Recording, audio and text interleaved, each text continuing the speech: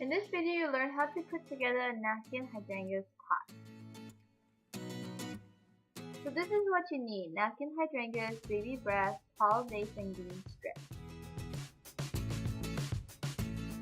So this is what you need, as you can see. So what you want to do is take the green strip. There's no particular length or size. Just enter them slowly. You want to fill it out so that the bottom of the vase is not empty. Don't put all of it at once. You want to put the first hydrangea in, and then you slowly fill the rest.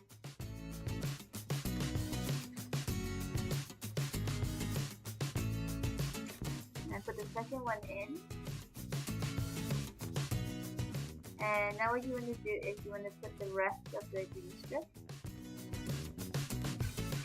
When you put the hydrangeas down, it will push the green strip to the bottom, but not fully. So here it is. Now you want to put the baby breath. First you want to find the tallest one and put it in the middle. And then you want to take the rest and fill out the sides of the hydrangea just to create a fuller look.